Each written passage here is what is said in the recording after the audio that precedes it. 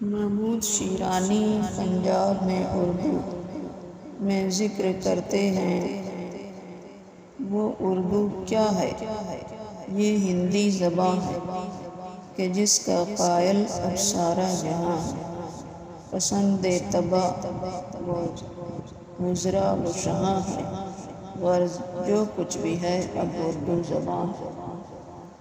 محمد باقر آغا بلوری نے ہشت پشت کے نام سے 8 رسالے لکھے۔ ان میں 7ویں کا نام من در فن عرف معجزات نبی کریم ہے۔ یہ 1206 ہجری میں لکھا گیا۔ اس میں لکھتے ہیں: اگر بھاکے میں اردو کہ میں کہتا، کوئی اس کو وہاں کے لوگوں سے نہ چاہتا۔ گلکرسٹ نے 1796 عیسوی میں اردو سے متعلق لکھا ہے: in the mixed dialect also called Urdu اور the polished language of the port and which even at this day pervades the vast provinces of a once powerful empire۔ Baqir Agah نے مثنوی گلزار عشق کے دیباچے میں لکھا: جب زبان قدیم دکنی اس سب سے کے آگے مرقوم ہوا، اس عصر میں رائے نہیں ہے اسے چھوڑ دیا، اور محاورہ صاف و شستہ کو قریب روزمرہ اردو کے ہے اختیار کیا۔ نامہ مراد کے مصنف مراد شاہ نے 1212 ہجری میں 4 درویش کا قصہ مثنوی مراد المحبین میں لکھا۔ یہ قصہ جو ہے 4 درویش کا، اگر نظم ہو تو بہت ہے مزہ، لیکن ہو اردو زبان میں بیان کہ بھاتی ہر ایک کو یہ زبان۔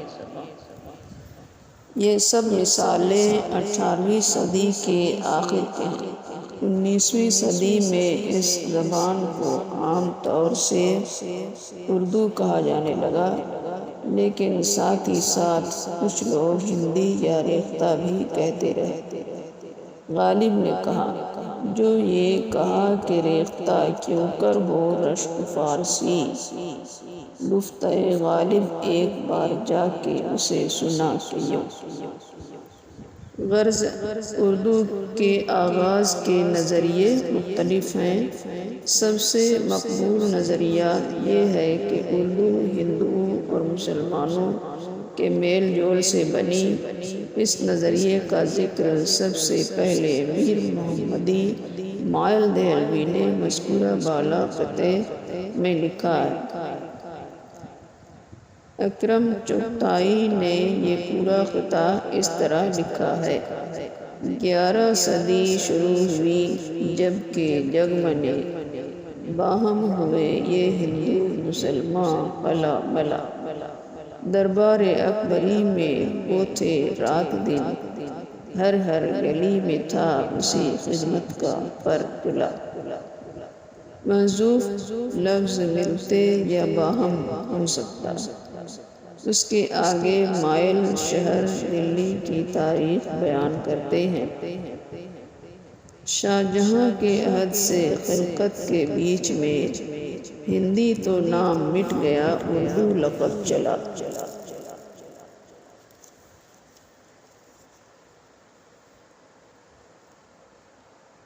اس قطعے میں کام کی کئی باتیں لکھی گئی ہیں۔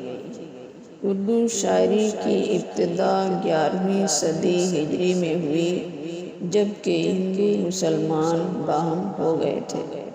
یہ میل جول دربار اکبری میں خصوصیت سے تھا۔ دقت یہ ہے کہ شہنشاہ اکبر 11ویں صدی ہجری سے بہت پہلے ہوا۔ شاہجہاں کے وقت سے اس زبان کا نام اردو پڑا۔